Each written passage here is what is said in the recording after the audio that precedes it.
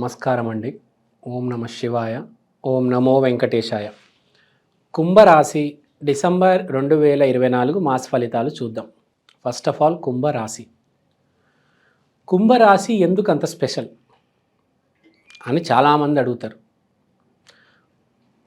మనం వింటే కొడితే కుంభస్థలం కొట్టాలిరా అంటారు కదా, మీకు ఐడియా ఉండి ఉంటుంది. అంటే దాన్ని బట్టి మీరు అర్థం చేసుకోవాలి, చాలా స్పెషల్ రాశి కుంభరాశి. కుంభరాశి అంటే ఏంటో మీకు అర్థమై ఉంటుంది. కొడితే కుంభస్థలమే కొడతారు, కొడితే 6 కొడతారు, లేకపోతే డకౌట్ అయిపోతారు. లేకపోతే ఆ 6 కొట్టడానికి నెట్ ప్రాక్టీస్ చేస్తూ ఉంటారు. అంటే దీన్ని బట్టి ఏమర్థమైందంటే టైం పడుతుంది కానీ సక్సెస్ చాలా గట్టిగా ఉంటుంది. పవన్ కళ్యాణ్ గారి లాగా ఎంత లేట్ అయినా అవ్వచ్చు కానీ లేటెస్ట్గా వస్తారు. ఇంకో విషయం, గొప్ప విషయము కుంభరాశి గురించి ఈ 2025 వార్షిక ఇయర్లీ ప్రిడిక్షన్స్ ఉంటాయి కదా, దాంట్లో చెప్తాను. చాలా స్పెషల్ పాయింట్ చెప్తాను, అప్పుడు వినండి. ప్రజెంట్ ఈ మంత్లీ ప్రిడిక్షన్ చూద్దాం. సో కుంభరాశి వాళ్ళకి ఎలా ఉండబోతుంది. సో కుంభరాశి వాళ్ళకు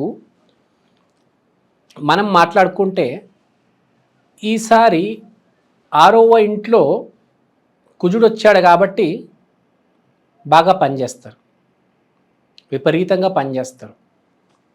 అంటే they will have a special place in their own company or office or their work place. ఒక డాక్టర్ ఉన్నారు ఒక హాస్పిటల్లో, employee of the month award వస్తుంది.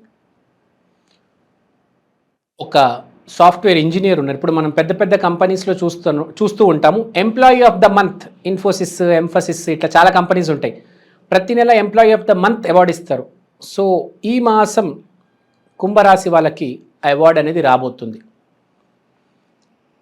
ఈ మాసం అవార్డ్స్, లక్ష్య సాధన కుంభరాశి వాళ్ళు సాధిస్తారు. సో వర్క్ ప్లేస్లో వాళ్ళ స్టామినా ఏంటో చూపిస్తారు, వాళ్ళ కెపాసిటీ ఏంటో చూపిస్తారు కుంభరాశి వాళ్ళు. ఎందుకు వాళ్ళకి ఫస్ట్ ర్యాంక్ వస్తుంది, అవార్డు వస్తుంది అంటే వాళ్ళు కుంభస్థలాన్ని కొడతారు. ఎప్పుడైనా కొడితే 6 కొట్టాలి అనే సైకాలజీలో వాళ్ళు ఉంటారు కుంభరాశి వాళ్ళు. తర్వాత కుంభస్థలం కొట్టాలంటే మోస్ట్గా బాగా 10% మీకు కష్టం ఏకాగ్రత ఉండాలంటే 90% తెలివితేటలు ఉండాలి. అందరు కష్టాలు పడతారు కానీ కుంభస్థలం కొట్టాలంటే తెలివితేటలు ఉండాలి. సో విపరీతమైన తెలివితేటలు వాడతారు వీళ్ళు ఈసారి. కష్టంతో పాటు తెలివితేటలు బాగా కలిసి వస్తాయి. సరైన టైంకి బాగా కష్టపడి కరెక్ట్ ప్లేస్లో బాల్ని టైం చేస్తే అదే 6కి వెళ్తుంది కదా. సో వీళ్ళు కూడా అంతే, ఈసారి కరెక్ట్ ఎగ్జిక్యూషన్ ఉంటుంది వర్క్లో కాబట్టి సక్సెస్ కొడతారు. పేరు ప్రఖ్యాతి వచ్చి తీరుతుంది. Success will come to you. So దీన్ని బట్టి అర్థం చేసుకోవాలి ఏంటంటే కుంభరాశి వాళ్ళకి ఈ మాసం చాలా బాగుంది. తర్వాత స్వక్షేత్రంలో వీడికి సూర్యుడు ఉన్నాడు. 11వ ఇంట్లో సూర్యుడు ఉండడం వల్ల వీళ్ళకు పైన ఒఫీషియల్స్, పై అధికారుల నుండి గుర్తింపు వస్తుంది, ఫోకస్ వస్తుంది. లేకపోతే మీరే పై అధికారి అవుతారు, మీకు ప్రమోషన్ వచ్చి. ఈ రెండిట్లో ఒకటి తప్పనిసరిగా జరుగుతుంది. ఎవరైతే వ్యాపారం మొదలు పెడదాం అనుకుంటున్నారో వాళ్ళు కూడా వాళ్ళ జాబ్ క్విట్ చేసి వ్యాపారం మొదలు పెడతారు. జాబ్లో పేరు ప్రఖ్యాతి, జాబ్లో ప్రమోషను, పేరు ప్రఖ్యాతి వస్తుంది, డబ్బులు వస్తాయి, వ్యాపారాలు మొదలు పెడతారు. జాబ్లో ఉన్నారు, ఎగ్జిస్టింగ్ జాబ్తో పాటు ఇంకో వ్యాపారం మొదలు పెడతారు. ఎందుకంటే స్వక్షేత్రంలో సూర్యుడు ఉన్నాడు, ఫోకస్ జరుగుతుంది ప్రాఫిట్ మీద. ప్రాఫిట్ అంటే మెయిన్గా related to business. So business మీద కాన్సన్ట్రేషన్, బిజినెస్ వల్ల ప్రాఫిట్స్ అనేవి రావడం అనేది జరుగుతుంది. తర్వాత 12వ ఇంట్లో శుక్రుడు. సో పెళ్లి గురించి మాట్లాడదాం, జాబర్స్ గురించి మాట్లాడడం, వ్యాపారస్తుల గురించి మాట్లాడడం, పెళ్లి గురించి మాట్లాడదాం. స్పిరిచువల్ వైఫ్ వస్తుంది. పూజలు, హోమాలు, వ్రతాలు, దేవుడు, మంచితనం, దానాలు, ధర్మాలు, ఇవన్నిటి మీద బాగా ఫోకస్ ఉండే భార్య వస్తుంది, అంటే స్పిరిచువల్ వైఫ్ వస్తుంది. ప్రతిరోజు గుడికి వెళ్ళే వైఫ్, నిరంతరం దేవుడి గురించి ఆలోచించే మనిషి మీ జీవితంలోకి రాబోతున్నారు. అబ్బాయి అవ్వచ్చు, అమ్మాయి అవ్వచ్చు, గుర్తుపెట్టుకోండి సుమా. అంటే ఇప్పుడు ఒక వ్యాపారం మొదలెట్టాలనుకోండి, వీళ్ళు ఏం చేస్తారంటే దేవుడి మీద భారం వేసి కొబ్బరికాయ కొట్టేసి మొదలెట్టేస్తారు. అంత నమ్మకం ఉంటుంది దేవుడి మీద. కొంతమంది తెలివితేటలు వాడి వ్యాపారాలు మొదలెడతారు, కొంతమంది కష్టాలు చూసి కష్టపడుతూ వ్యాపారం మొదలెడతారు, కొంతమంది సింపుల్గా చూచాయిగా మొదలెట్టేస్తారు దేవుడి మీద భారం వేసి. సో అంటే అంత స్పిరిచువల్ కనెక్షన్ ఉంటుంది అనమాట దేవుడితో. దేవుడి మీద అంత నమ్మకం ఉంటుంది, అంత భక్తి ఉంటుంది వీళ్ళకి. వీళ్ళకి స్పెషల్గా రెమెడీస్ కూడా చెప్పే అవసరం లేదు, ఎందుకంటే వీళ్ళు నిరంతరంగా ఈసారి ఎవరికైతే పార్ట్నర్ రాబోతున్నారో మీ రెమెడీస్ కూడా వాళ్ళే చేసేస్తారనమాట. అన్నీ చేసేస్తూ ఉంటారు, ఈ రెమెడీ ఆ రెమెడీ కాదు, 12 రాశులకు సంబంధించిన రెమెడీలు చేస్తూ ఉంటారు వీళ్ళు. అలాంటి భార్య మీకు రాబోతున్నారు. ఆరే గర్ల్ ఫ్రెండ్ ప్రేమ వ్యవహారంలో ఉంటే, అంటే ఒక పార్ట్నర్ అనుకోవచ్చు, గర్ల్ ఫ్రెండ్ అయినా భార్య అయినా పార్ట్నరే కదా. తర్వాత కుంభరాశి, మీరు చేసుకోవాల్సిన రెమెడీస్ ఒకవేళ మీరు చేసుకుందాం అనుకుంటే కుంభరాశి వాళ్ళు ఏ రెమెడీస్ చేసుకోవాలి దాని గురించి మాట్లాడదాం. కుంభరాశి వాళ్ళు చేసుకోవాల్సిన రెమెడీస్ ఏంటంటే, మీరు సాటర్డే రోజు ఫస్ట్ బ్లాక్ షర్ట్ వేసుకొని శివాలయానికి వెళ్ళాలి. కొంతమందికి బ్లాక్ షర్ట్ పడదు, వాళ్ళు కలర్ పూల చొక్కా లేకపోతే చిత్రవర్ణం అంటారు కదా, ఆ కలర్ చొక్కా కూడా వేసుకొని వెళ్ళొచ్చు. శివాలయానికి మీరు వెళ్ళి అక్కడ మీరు చేయాల్సింది ఏంటంటే చాలా ఇంపార్టెంట్, అక్కడ ఎవరిని మిస్ కాకుండా అందరికీ ప్రసాదం ఇచ్చేయండి, పంచిపెట్టేయండి. గుడి బయట ఉన్న యాచకులకి, గుడి లోపల ఉన్న భక్తులకి అందరికీ ప్రసాదం పంచిపెట్టండి. అంటే ఏది ఇచ్చినా సమానంగా ఇవ్వాలి. కుంభరాశి వాళ్ళు గుర్తుపెట్టుకోవాల్సిన విషయం, భేదం చేయకూడదు. వీడు పేదోడు, వాడు డబ్బు గలవాడు, వీడు పొట్టోడు, వాడు పొడుగోడు, వీడు చిన్నోడు, వాడు పెద్దోడు, ఏ భేదం ఏ వర్ణం లేకుండా అందరికీ సరి సమానంగా ఇచ్చేయండి.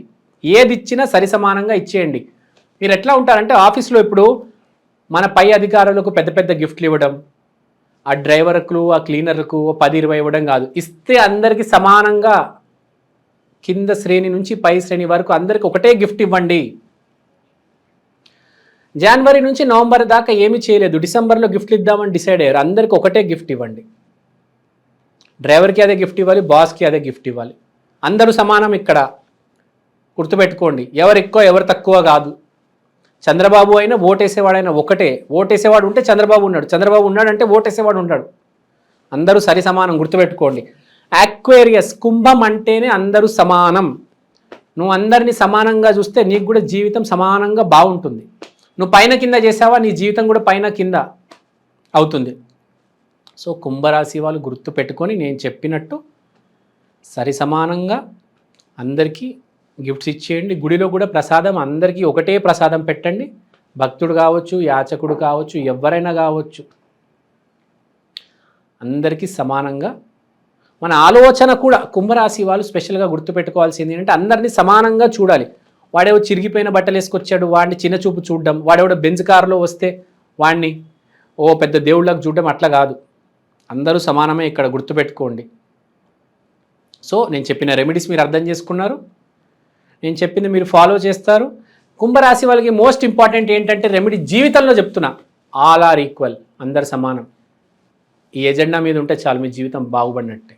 నేను చెప్పే మోస్ట్ ఇంపార్టెంట్ టాపిక్ ఏంటంటే మనిషి కష్టాన్ని, టాలెంట్ని నమ్మాలి. మీ టైం బాగున్నప్పుడు మీకు అవకాశం వచ్చి డబ్బులు సంపాదిస్తారు, పేరు ప్రఖ్యాతులు వస్తాయి. నేను ఇవాళ కష్టపడుతున్నాను, ఈ నెలంతా కష్టపడ్డాను, ఈ సంవత్సరం అంతా కష్టపడ్డాను, కానీ నాకు ఫలితం రాలేదే. ఎవరికి తెలుసు, మీకు 10 years టైం బాగాలేదు. అలా అని మీరు ఇంట్లో ఖాళీగా కూర్చోవడం, బానిసలైపోవడం, ఇవన్నీ ఉండకూడదు. ఇక్కడ చెప్పే పాయింట్ ఏంటంటే మనకు టైం బాగున్నా టైం బాగాలేకపోయినా మనము కష్టపడాలి, కష్టపడుతూనే ఉండాలి, తెలివితేటలు వాడాలి. టైం బాగాలేదని నేను తెలివితేటలు వాడను, బయటికి వెళ్ళను, ఇలానే ఉంటాను అనేది చాలా రాంగ్ ఒపీనియన్.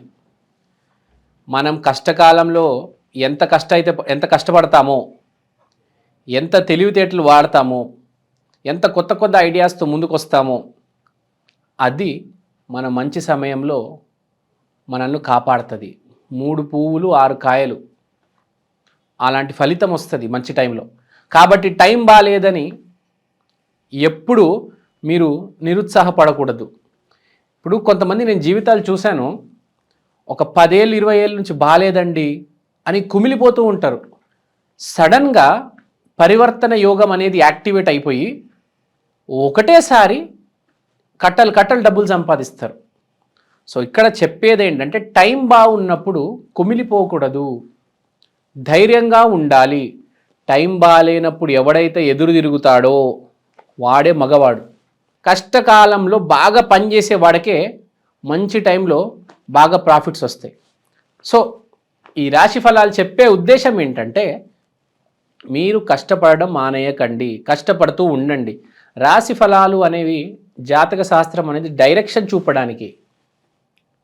నువ్వు ఇంత కష్టపడాలి, ఇంత విజ్ఞతతో ఆలోచించాలి అనేది నీకు ఉండాలి.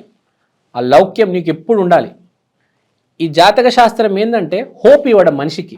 హోప్ లేకపోతే మనిషి చచ్చిపోతాడు. మీరు ఒక మనిషికి అన్నీ ఇవ్వండి, హోప్ ఇవ్వద్దు, చాలా మనిషి చచ్చిపోతాడు. చుట్టుపక్కల ఎవరున్నా కూడా హోప్ ఇవ్వాలి. ఎంత పెద్ద ఫెయిల్యూర్ అయినా వాడికి హోప్ ఇవ్వాలి. Failure is not a person, failure is an event.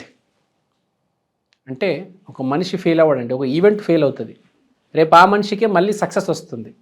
So ఈ రాశి ఫలాలు చెప్పడానికి ఉద్దేశమే అది. This is just and direction.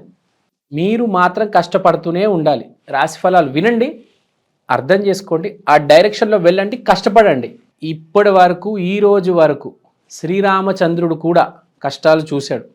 14 సంవత్సరాలు వనవాసానికి వెళ్ళాడు, తర్వాతే పట్టాభిషేకం అనేది జరిగింది. సో అర్థం చేసుకోవాలి, ముందు ఎవరికైనా కష్టకాలం వస్తుంది, నిలబెట్టుకోవాలి మనల్ని మనం. ఆ టైంలో ఎలా చెప్పాలంటే పేషెన్స్ ఉండాలి, ఓర్పు ఉండాలి, కూల్గా ఉండాలి.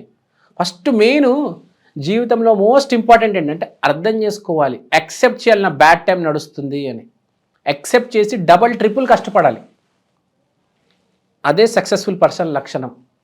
సో ఇదండి. థ్యాంక్ యూ అండి, థ్యాంక్ యూ సో మచ్. శ్రీమాత్రే నమః.